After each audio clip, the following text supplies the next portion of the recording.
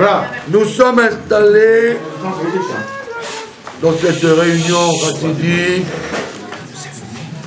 à l'occasion du 11 Nissan, Yud Nissan, l'anniversaire de Rabbi. Et comme chacun sait, le jour anniversaire, c'est un jour sérieux. Pas un jour où on souffle sur les bougies, c'est un jour où on reprend, comme il dit le Hayom Yom d'aujourd'hui, on récupère tous les souvenirs de l'année qui a passé, et on doit rappeler tous les événements qui ont eu lieu, et c'est comme en Rosh Hashanah, le Rosh Hashanah général, et tout ce qu'on doit réparer, on va en profiter pour le réparer le jour de l'anniversaire. C'est ça le sujet de l'anniversaire. Donc ça, évidemment, celui à qui arrive l'anniversaire, il va le faire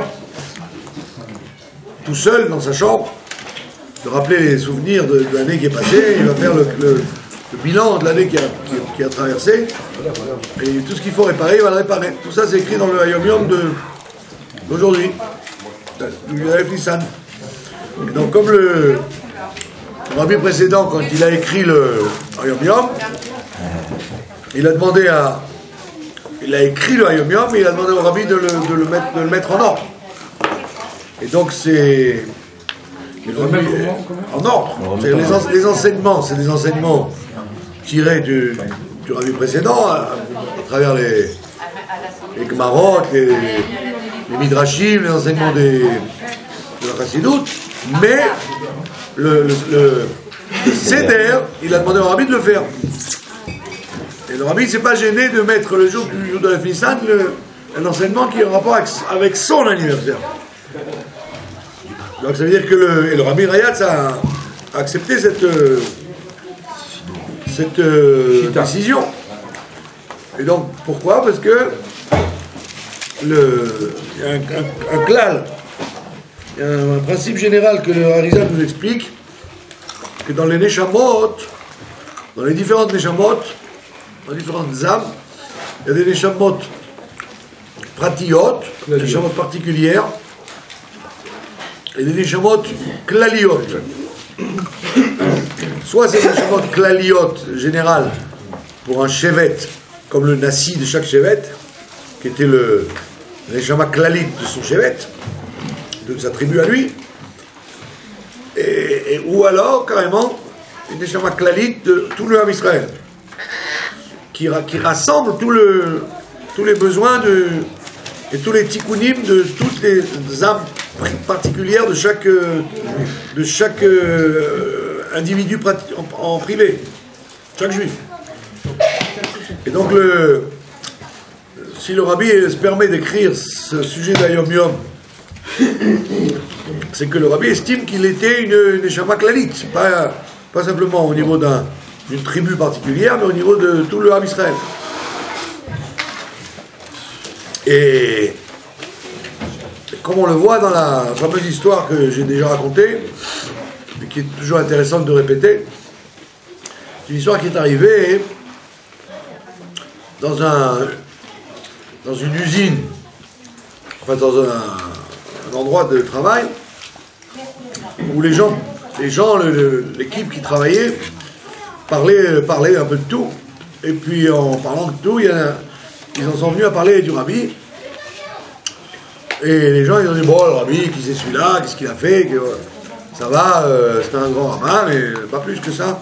Et parmi les ingénieurs de cette usine, ouais, de cette industrie, cette entreprise, voilà, il y avait un monsieur qui était un juif qui venait de Damas, qui était né à Damas, en Syrie. Et lui, il n'est pas spécialement religieux dans son apparence extérieure. Il a interrompu la discussion pour dire en Bretagne, oui, je vais vous dire que le rabbi, c'est pas quelqu'un de simplement un grand rabbin qui s'est occupé d'étudier la Torah et de prier, mais qui s'occupait des Juifs du monde entier. Et je vais vous raconter ce qui s'est passé. Un jour, il dit quand il était petit, en Syrie, après l'indépendance de l'État d'Israël, les Syriens étaient très très durs contre les Juifs, sous les injonctions du Kremlin. Donc c'est pour ça que les gens disaient Souria et Roussia, c'est les mêmes lettres. Souria, Roussia, c'est les mêmes lettres. Donc comme les Juifs, ils souffraient en Russie, ils étaient pourchassés, on les empêchait de faire les mitzvot. En Syrie, c'était comme ça aussi, jusqu'à ce qu'ils arrivent tous à partir de là-bas, sous les pressions de l'Europe.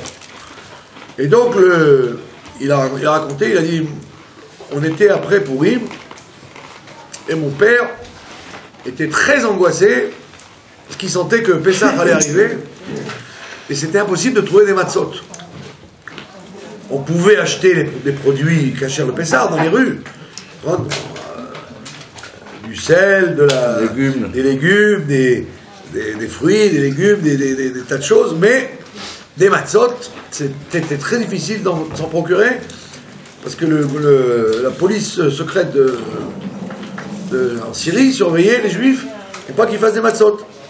Et donc dès qu'il y avait des Juifs qui tournaient autour des boulangeries ou même dans les villages isolés, ils risquaient d'être mis en prison et torturés par Assad, Ymar Shmo, le père de Ymar Shmo d'aujourd'hui. Et donc mon père était très angoissé parce qu'après Pourim, il s'est dit Pessah arrive et j'ai pas de matzot. Et tous les jours, il venait à la maison après son travail et il disait à ma mère et à mes frères et sœurs, comment on va faire? On va faire le seder sans matzot. C'est très embêtant. Le vin, on peut s'arranger, fabriquer en cachette du vin, acheter du carpaz, du marron, tout ça on peut faire, mais l'essentiel, la matzah, on n'en a pas. Et ils ne voulaient pas faire comme les Russes qui faisaient des matzot en maïs pour Zecher. En souvenir du Pessah, ils faisaient des matzot en maïs pour qu'au moins les enfants ils se rappellent que ça existait un jour le Seder. Il n'y a pas de blé. On ne pouvait pas. Ils prenaient des risques de se faire attraper si on voyait qu'ils faisaient des matzot. Donc, il était angoissé. Tous les jours, il répétait à sa femme comment on va faire pour Pessah.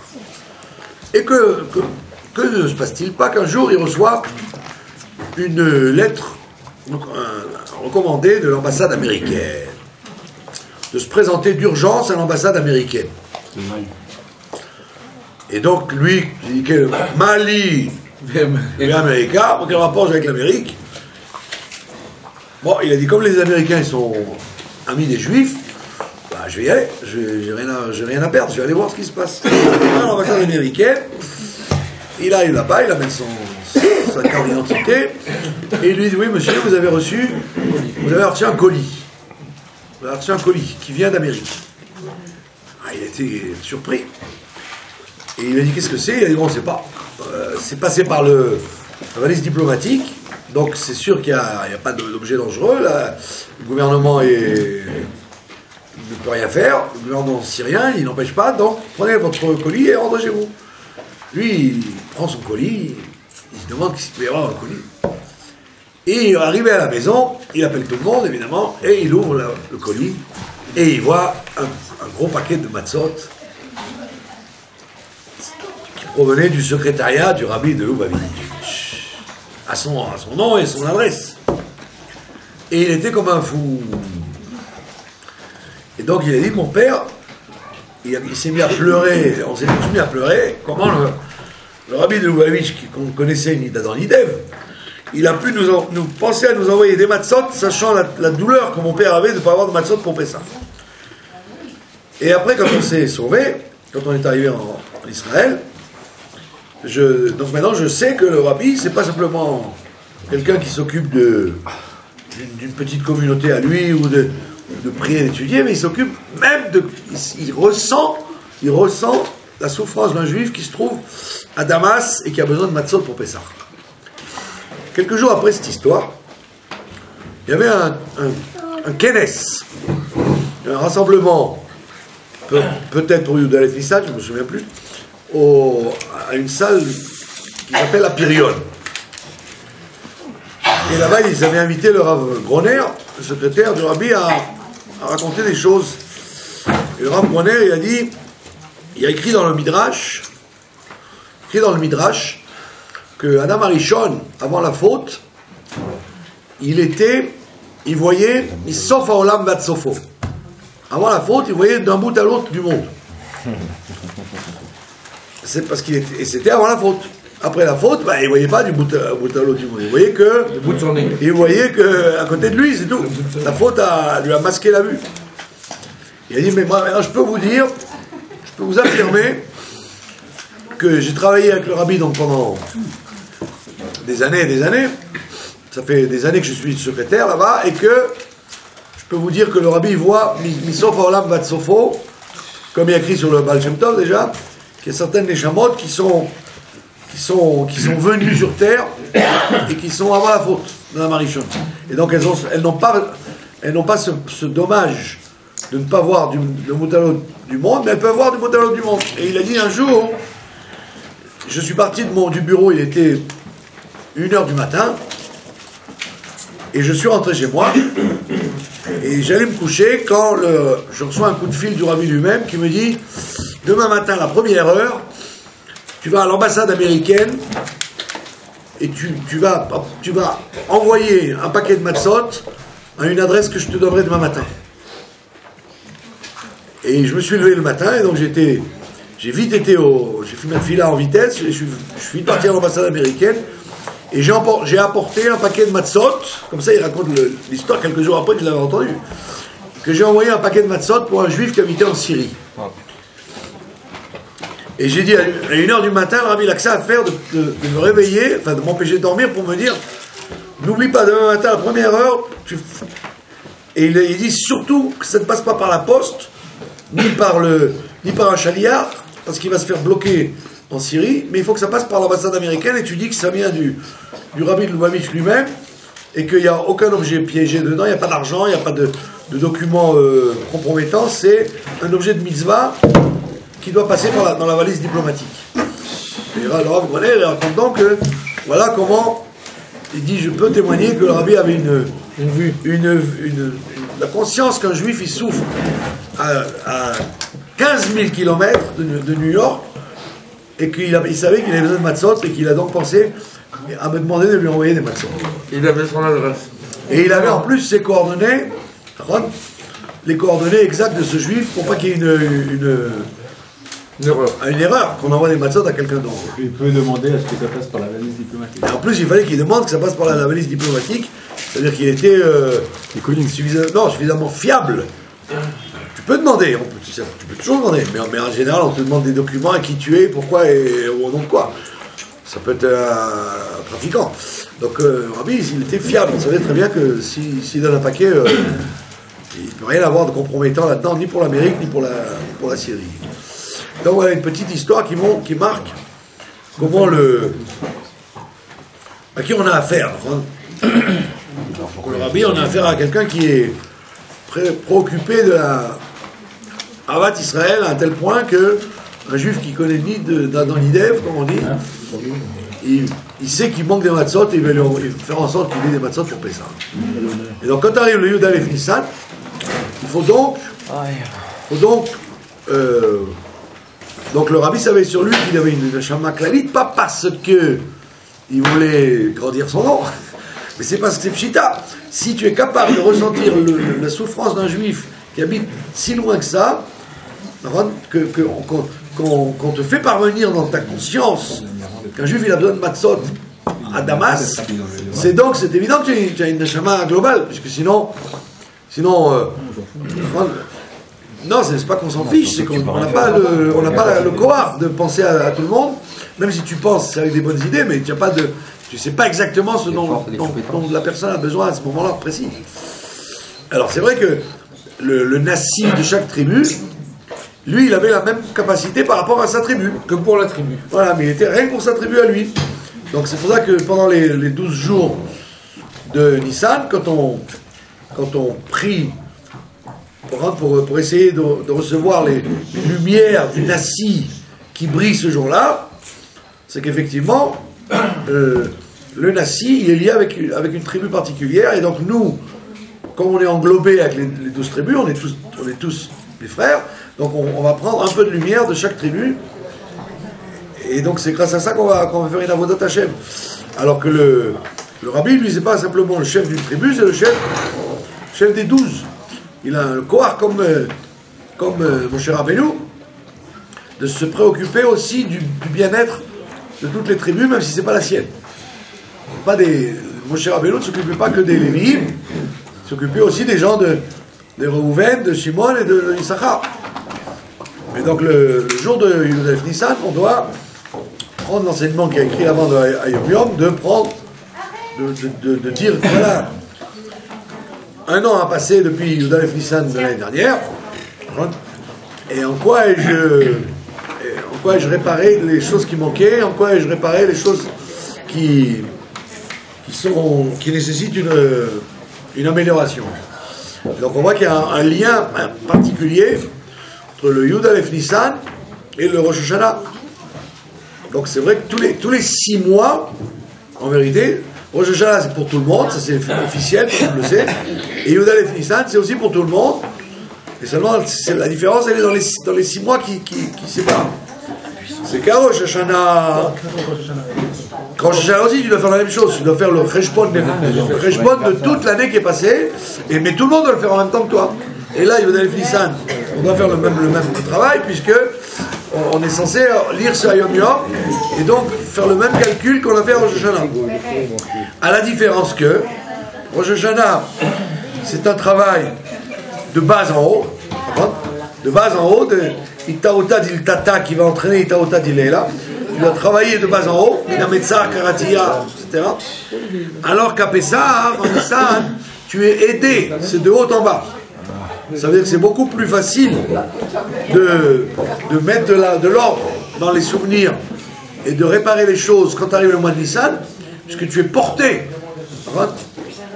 La vie est très mal calfée les charim, je vous ai porté sur des Eldek. C'est-à-dire qu'il y a le roi du Chodesh Nissan qui fait qu'on est porté pour pouvoir faire ce travail. Alors qu'à Rosh Hashanah, on doit nous être portés pour que Dieu nous réponde. Donc ça avait été aussi un sujet de tchouva, et pas comme les gens y croient que Rosh Hashanah, Yom Kippour, Elul c'est la tchouva, et le reste de la semaine. Et Nissan c'est la Géoula. Avant que ce soit la Géoula, il faut qu'il y ait tchouva aussi. Il ne peut pas y avoir de... Il ne peut pas y avoir de tchouva, il ne peut pas y avoir de Géoula s'il n'y a pas une tchouva minimale. Ils sont usés les piles, c'est dommage. Il n'y a pas des piles? Non. Ragil, les piles, ragil. Voilà, donc on va chanter un nigoun de tchouva. Yud Aleph Nissan, en jour de Elul. Ouais. Alors que c'est juste un Siouma. En vérité...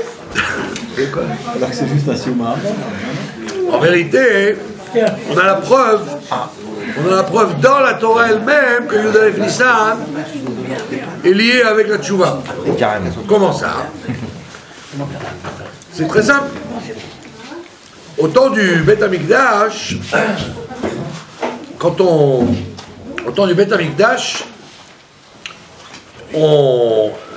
le Chafetz Chaim il nous dit dans le Mishnah Brura, dans son Mishnah Brura, il explique que quand vient Elul, il dit ceux qui n'ont pas le minag, comme les Sfaradim, de faire 30 jours de Slichot, au moins qu'ils fassent la dernière semaine de Elul, pas comme le tour. Le tour lui dit il faut faire un mois, et comme ça les Sfaradim ils font comme les Allemands, comme le tour. Les Allemands. Le 30 jours. Le tour, c'est un Allemand. Hein? Tu sais pas que le tour c'était un Allemand. Et c'était le papa du Roche. C'était le fils du Roche. Le fils du Roche. Et donc Mais le Roche, c'est un espagnol. Non, c'est un À la fin Allemand. de sa vie. Oui, mais il était en Allemagne, mais à la fin de sa vie, il était en Espagne. Oui, mais c'est un Allemand, c'est pas parce que tu habites en Israël que tu es un Israélien, tu es un Français israélien. Ne me dérange pas à dire des bêtises. On tourne. Et moi, encore un petit coup de vin. Et donc, le tour, lui, il dit qu'il faut faire 30 jours de slichot. Et les Sfaradim, ils ont donc fait comme les Allemands à l'époque. Nous avons fait 40 jours. Mais. Parce qu'après, il y a les jours qui Kippour. 40 jours comme les 40 jours de Moshe Rabbeinu. Et donc, le Mishnah Berurah, il amène une chita des Rishonim qui dit il faut au moins faire la dernière semaine de Elul.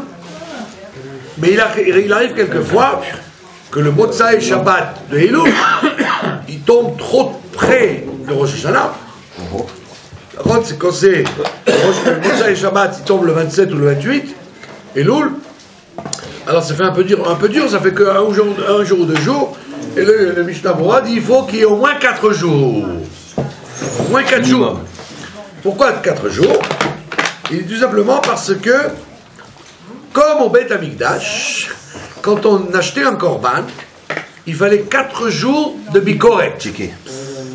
Pendant 4 jours, il fallait, une fois qu'on l'avait acheté, il fallait vérifier le korban pour être sûr qu'il n'est pas un moum qui se dévoile, un défaut qui se dévoile depuis qu'on l'a acheté jusqu'au moment où on va le sacrifier. Parce que c'est quand même fâcheux, très fâcheux, si tu achètes un korban et qu'il était impeccable quand tu l'as acheté, et au moment où tu vas le sacrifier, paf, tu te rends compte qu'il avait un défaut dans l'oreille ou dans l'œil que tu n'avais pas vu parce qu'il n'était pas dévoilé dans les 4 jours. Donc il fallait 4 jours de bikoret. On appelle ça une bikoret, c'est-à-dire 4 jours de surveillance où le spécialiste, c'était une chokhma très grande d'être vérificateur de bêtes. C'était pas simplement un chochet ou un bodek, c'était un rave très très rachouf qui connaissait bien les bêtes et qui pouvait savoir déjà depuis qu'on l'achetait qu'il allait bientôt avoir un mou. Et donc, c'est exactement ce qu'on a fait avec le Korban Pessah. C'est que le premier jour du Korban Pessah, la première fois que ça a eu lieu, c'était Shabbat Hagadol. Shabbat Hagadol, c'était le 10 Nissan. Donc ils ont gardé l'agneau pendant les 4 jours, et ils vont faire le 14 avant la nuit, le 15 avant la nuit. Maintenant, nous on a le même problème, c'est que qu'est-ce qui se passait le Yud Alef Nissan dans le Beit Hamikdash, pas simplement en Égypte.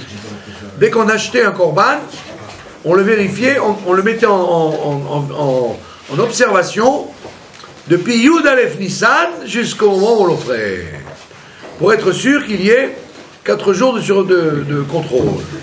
Et donc on voit bien qu'il y a un kécher, un rapport très étroit entre le principe de scruter comme on doit scruter l'animal avant de l'égorger 4 jours avant. C'est ce que dit le Mishnah Berurah, qu'au moins 4 jours de slichot, tu ne peux pas faire moins de 4 jours de slichot, tu dois faire aussi 4 jours de contrôle de la bête. Et donc c'est connu que comme disent les Mefarshim, le Sefer HaChinour, le Ramban, tous les Rishonim, ils disent qu'en vérité, tout korban, il était là pour que tu te dises qu'en vérité, le korban, c'est moi. Le korban, c'est pas l'animal que tu tues, c'est toi. Quand tu es en train de contrôler et tu transfères ça sur l'agneau. Et donc pendant les 4 jours du Yud Alef Nissan jusqu'au Yud Dalet, ça faisait 4 jours de contrôle. Donc pendant les 4 jours, effectivement, tu dois avoir 4 degrés de teshuva pour arriver à offrir le korban, c'est-à-dire à être propre pour apporter un korban. Donc quand le Hayom Yom il dit qu'on doit vérifier tout ce qui s'est passé dans l'année pour pouvoir réparer tout ce qui s'est passé dans l'année, et c'est exactement dans le même guédère qu'en vérité c'est pas stam parce que ça tombe Yud Alef Nissan. Le rabbi n'est pas né Yud Alef Nissan par hasard. Il est né 4 jours avant la sortie d'Égypte pour nous expliquer que si vous voulez arriver à la prina de la vraie tchouva qui amène à la Géoula, vous devez vous y prendre déjà le 11 Nissan, donc le jour de l'anniversaire. Et donc c'est pas un jour d'anniversaire, c'est pas un jour de plaisanterie, c'est un jour extrêmement sérieux puisqu'on commence à faire le bilan pour arriver au sujet du Mochin de Gadlut, d'avoir le grand cerveau dans la nuit du Seder. Et donc c'est pour ça que le Yom Yom il dit que c'est un jour de doute, tu dois t'isoler. Tu dois isoler pour commencer à faire, pas comme les gens ils font. Ils courent dans les supermarchés, les marchés, ils pensent à tout sauf à faire tchouva de Pessah. On peut faire ça en même temps. Comme d'habitude, il y a toujours la chitzoniout, l'extérieur de la fête, qui des fois abîme le message intérieur de la fête. C'est qu'à force de s'occuper des préparations de la fête et des courses et des détails, on arrive à oublier l'essentiel et qu'on va arriver sur les genoux le soir du Pessah, au lieu d'arriver justement comme à Rosh Hashanah en disant ça y est, je suis comme le Korban Pessah, je suis prêt à être délivré de sortir de mes étroitesses et d'être délivré ce jour-là. Donc il faut prendre ce jour-là de Yud Aleph Nissan pas comme un jour de joyeux anniversaire, et puis birthday to you, mais il faut le prendre comme un jour sérieux, et que grâce à la simcha de la tchouva besimcha, on arrivera à être délivré. Interdiction de désespérer, on arrivera à être délivré. Si ce n'est maintenant, ce sera tout à l'heure, et nous serons délivrés de cette galoute dure avant le Seder de Pessah. C'est donc ton frère. Chaim. De Pessah, dans la Haggadah de Pessah, de Minagim de Chabad, il y a écrit que on sert le verre d'Eliaou, Eliaou Hanavi, avant de faire le Birkat Amazon, c'est-à-dire avant le troisième verre. Et donc on estime que les deux premiers vers correspondent à la Géoula d'Égypte, que les deux derniers vers correspondent à la Géoula de maintenant, la Géoula de l'exil de Rome. Amen. Et donc le minax, c'est de verser donc le verre avant de boire le troisième verre, de verser le verre d'Eliaou Hanavi. Et dans la Haggadah, il y a écrit que les Rébéim, ils remettaient le verre une fois que tout le Seder était terminé, après le Hallel, après avoir bu le quatrième verre et le Hallel, et d'avoir parlé d'Alacha, d'avoir parlé de l'Yetziat Mitzrayim, et avant d'aller se coucher, ils remettaient le vin, le verre d'Eliaou Hanavi dans la bouteille, pour ne pas qu'il soit découvert toute la nuit, puisque c'est dommage. Et pendant qu'il remettait le verre dans la bouteille, il chantait le Nigoun qu'on vient de chanter maintenant, Keli Ata. Alors on pourrait donc poser une question. Pourquoi tu chantes Keli Ata Veodeka, tu es mon Dieu et je te louerai. Hein? Keli Ata Veodeka, Elokai Aromemka, mon Dieu et je t'élèverai. Pourquoi chante-t-on ça en remettant le verre? Pourquoi n'a-t-on pas choisi une chanson un nigoun plus proche, plus en rapport avec Pessah? On aurait pu chanter une chanson sur Eliaou Hanavi, ou sur la Géoula, ou sur la sortie d'Égypte, ou sur les Makot, sur ce qui s'est passé pendant l'Égypte. Pourquoi chantons une chanson, un nigoun de Keli Ata Veodeka? Qu'en fait, tout le sujet de la soirée de Pessah, depuis la synagogue, depuis le Beth Knesset, où la plupart des Keilot lisent le Hallel, beaucoup de Keilot lisent le Hallel au Beth Knesset lui-même. Bien que d'après le Meikar Adin, on ne devrait lire le Hallel qu'à la maison, avant le repas et après le repas. Commencer le Hallel dans le Maggid, dans le récit de la Haggadah, et le terminer à la fin du repas. Mais il y a beaucoup de Kehilot qui ont pris sur elles de faire avec bracha, chose qu'on ne fait pas dans l'année. Parce qu'on voit bien que à Hanouka, on attend le lendemain matin pour faire le Hallel. À Sukkot, on attend le lendemain matin. À Shavuot, on attend le lendemain matin. Et là, la nuit du Seder, dans la synagogue, les Kehilot, certaines Kehilot, bien évidemment pas toutes, lisent le Hallel avec bracha et le Hallel complet. Et de là, on apprend qu'en fait, le sujet de l'Yetziat Mitzrayim, c'est pas tellement de raconter la sortie d'Égypte, la soirée du Seder, c'est pas une soirée où on raconte les prodiges que Dieu a fait, c'est surtout une soirée où on remercie Dieu de ses prodiges. Que Dieu fasse des choses extraordinaires, ça on le sait, on l'a vu dans l'histoire. Mais la nouveauté qu'il y a dans la fête de Pessah, c'est qu'il faut remercier Dieu pour ça. Ça veut dire que la Géoula ne dépend pas du fait qu'il y a des prodiges. La Géoula dépend qu'on remercie Dieu de faire ces prodiges avant qu'il les a fait, après qu'il les ait fait, pendant qu'il les fait. Et ceci est lié avec le Mizmor de cette année. Le Mizmor 111 des Tehillim, où justement tout le sujet du Mizmor est de Odé. Je remercie. Ça veut dire que tout le principe de la sortie d'Égypte, tout le principe de la Géoula, il est en vérité basé sur le fait de Keli ata ve'odeka Elokai ve'obemeka. Ça veut dire que quand tu remets le verre d'Eliaou, c'est pas que tu remets n'importe quel verre. Après que tu ranges la vaisselle et tu chantes la chanson, ou que tu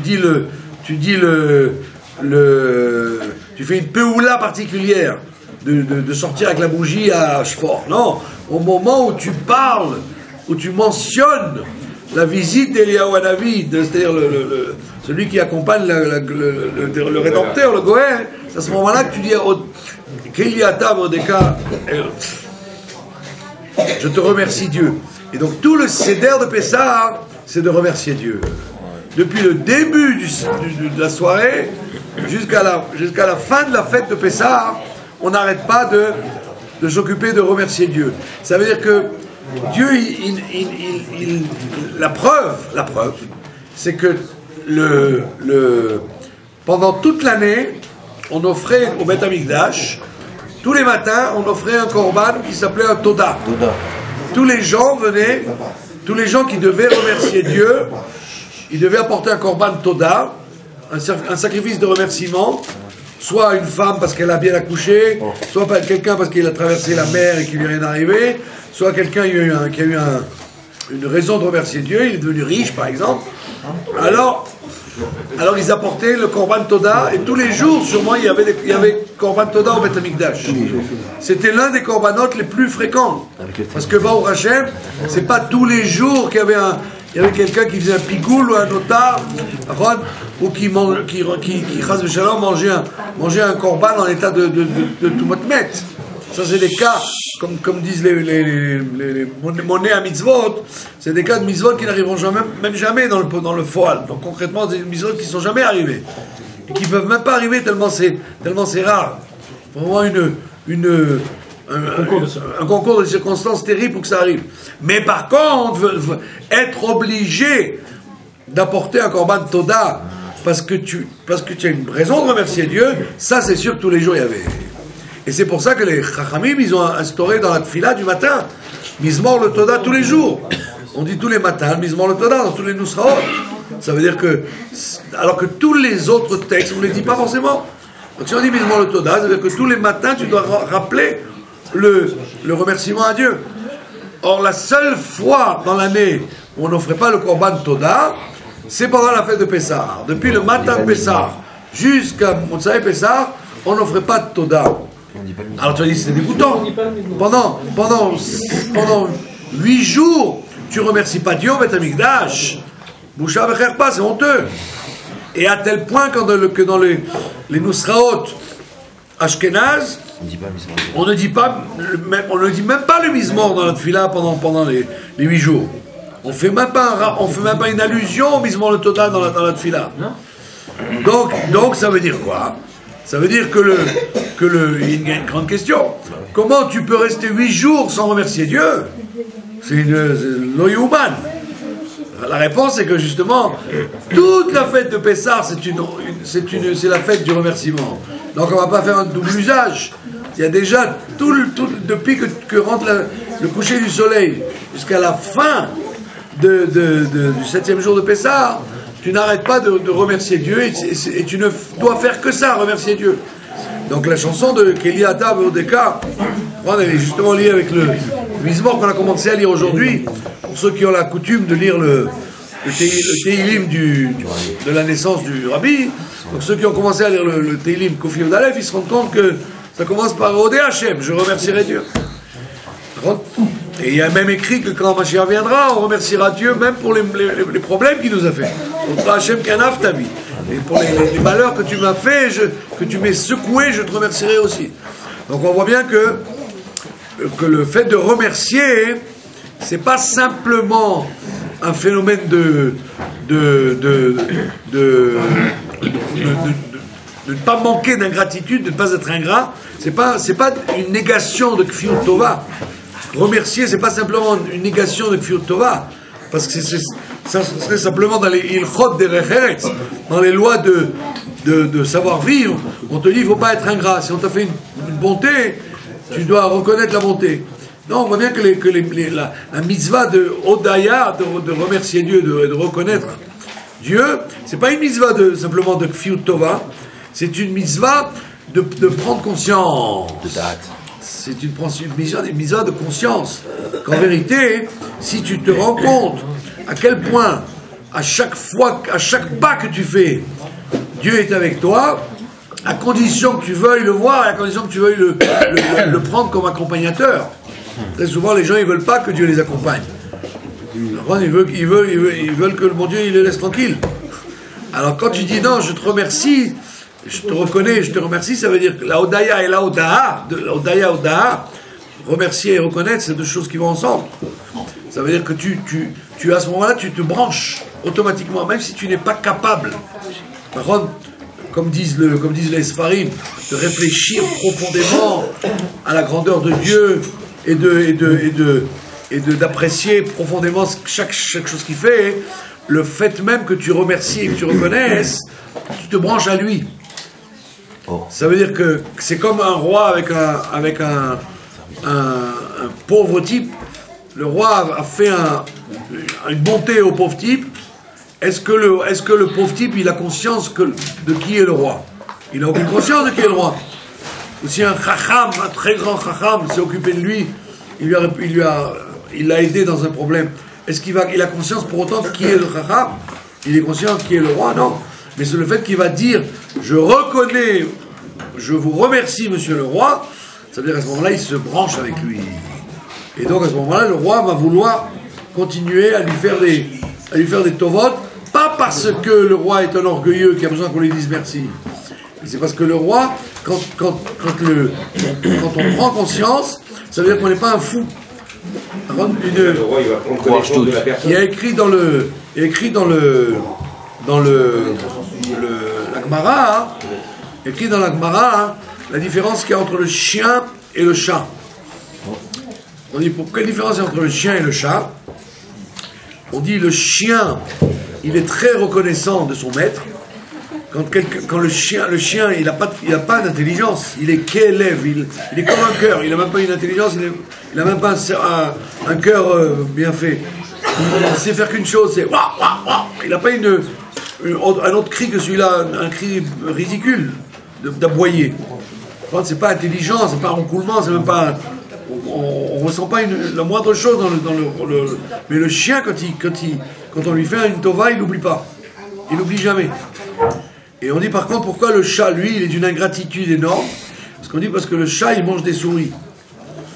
Et comme il mange des souris, on dit que celui qui mange des souris, ou qui mange ce qu'une souris a mangé, si quelqu'un il goûte quelque chose qu'une souris a mangé, c'est ras la shekha. C'est pas bon pour le souvenir. C'est pour ça qu'il y a écrit dans le livre de Rabbi Yehuda Chassid, que si tu as un pain ou un aliment qu'une souris a mangé, tu ne dois pas simplement couper le morceau, parce qu'à l'époque il y avait beaucoup de souris, tu dois jeter tout. Pourquoi? Parce qu'on dit c'est pas bon pour la mémoire. Alors la Gemara elle dit, puisque déjà si un pain qui a été mangé par une souris ça enlève la mémoire, alors à plus forte raison si on mange la souris elle-même, et c'est pas bon pour la mémoire. C'est pour ça que le chat il a aucune mémoire, c'est-à-dire que tu peux lui faire toutes les bontés que tu veux, une seconde après il t'oublie complètement. Et donc on dit que le chat c'est un animal dégoûtant parce qu'il n'est pas modé, il n'est pas capable d'être modé. Tu peux lui faire des tovotes toute ta vie, comme les vieilles qui ont des chats, etc. Le jour où elles partent de ce monde, la police ne pourra jamais savoir qu'elles sont parties, ces bonnes femmes-là, parce que le chat, dès qu'il n'a plus de quoi manger dans cette maison, il va dans une autre maison. Il n'a aucune reconnaissance du bien, parce qu'il mange des souris. Alors que le chien, comme il est très reconnaissant, c'est grâce au chien que les policiers ils savent qu'il y a quelqu'un qui est mort, parce qu'ils savent que le chien il va essayer de rentrer dans la maison pour dire écoute, celui qui m'a fait du bien, il a besoin d'aide. Donc on voit que la Torah elle félicite le chien et elle blâme le chat. Donc on voit bien que même dans les animaux, on n'aime pas les animaux qui sont ingrats, et on aime les animaux qui sont reconnaissants. Ça veut dire que si tu n'es même pas capable, toi qui as du date, toi qui as une intelligence, qui a eu des yeux pour voir, qui n'est même pas capable de comprendre que Dieu, dans toute sa grandeur, il est descendu jusqu'à toi pour t'aider dans ce que tu avais besoin. Donc ça veut dire que tu n'es même pas comme un chien. Tu n'es même pas comme un chien. C'est-à-dire le rapport que tu as avec Dieu, c'est un rapport de lui il est là où il est, moi je suis là où je suis. Et ça c'est horrible, parce que le bon Dieu il fait tout ça pour que tu lèves les yeux, tu dis oui, tu es mon copain, tu es mon père, tu es mon maître, tu es mon ami. Et toi tu dis bon ben voilà, oui c'est vrai, je ne pensais pas comment faire Pessah, et ben maintenant j'ai réussi à faire Pessah. Mais tu n'es pas modé la chaîne. Tu dis ouais je suis sorti d'un problème. C'est tout ce que tu dis, je suis sorti d'un problème. Mais non, espèce d'idiot, tu n'es pas sorti d'un problème. Dieu il t'a mis, il t'a fait suivre jusqu'au dernier moment du CDR pour que tu lèves les yeux au ciel en disant merci mon Dieu, merci mon Dieu. Hier j'étais dans une comment on appelle ça, une Akhnasat Sefer Torah à Roma. Ils s'arrêtaient encore. Mais c'est pas des... Ils ont changé les piles. C'est qu'une seule. Il a changé une pile. Ah, il faut changer 2 piles. Et donc, je voulais arriver ici à 7h20, 7h23. Absolument, pour X raisons. J'ai besoin d'arriver à 7h23. Et je me suis retrouvé à Roma. Et je voyais le temps passer et je ne voyais pas ni d'autobus arriver, ni de train, ni de taxi. Et le temps passait. Que n'ai-je donc fait? Ben, j'ai prié le bon Dieu. Par contre, je lui ai dit, bon Dieu. C'est quelle heure il était Il allait être 7h du soir et je devais arriver en 20 minutes ici de Afroma, c'est pas évident. C'est même impossible.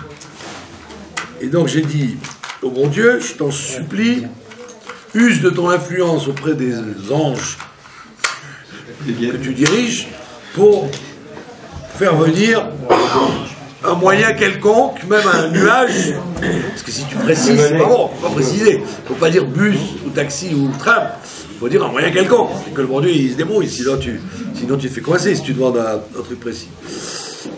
Et que ne fut pas ma surprise que j'ai pu arriver justement à l'heure, de Kretschma en même temps que vous.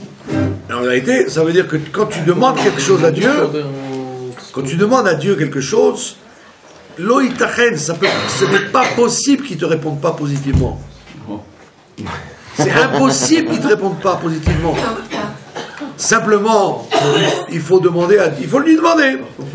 Il faut être prêt à lui demander et après lui dire Toda Rabba, message reçu, merci mon Dieu. Merci mon Dieu. D'accord ? Donc on te dit, si tu fais ça, le bon Dieu il va avoir un goût de t'aider. Puisque chaque fois que lui il ne fait pas ça pour que tu le remercies, puisqu'il n'en a rien à faire, tu n'es pas pire qu'une fourmi, pas mieux qu'une fourmi. Il peut nourrir des éléphants, des hommes, des blancs, des femmes, des ours, il peut te donner.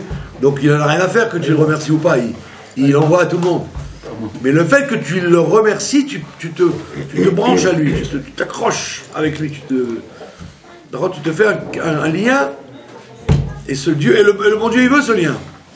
Il y a ta vodeka. Il veut que tu dises tu es mon Dieu et je te remercierai. Il n'a pas dit Odeka, il a dit Eliata, tu es mon Dieu. Donc tu as montré ta relation d'intimité et d'appartenance avec lui. Odé Hachem. Donc toute la soirée de Pessah et toute la fête de Pessah, elle est là pour nous dire allez, sois Odé Hachem. Et ça ne doit pas être hypocrite. Tu ne dois pas dire Baruch Hachem, ça ne va pas. Baruch Hachem, il faut le dire, Baruch Hachem. Non, tu dois être modé. Tu dois dire ce que tu m'as fait, je l'apprécie. J'avais besoin de ça et tu me l'as donné. Donc à ce moment-là, automatiquement, tu deviens un cli pour les bonnes nouvelles, un cli pour l'abondance. Et donc, Eliata. Et automatiquement, tu es aussi un cli pour recevoir. Amen.